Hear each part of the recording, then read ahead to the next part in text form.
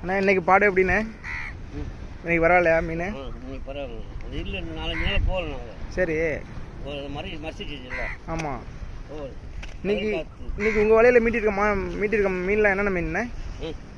என்னென்ன மீன்லாம் உங்கள் வலையில் மாட்டிருக்கு இன்னைக்கு? காணாங்கத்தை, காரை, நண்டு, அதுங்க, மீன். சரி ஓகே.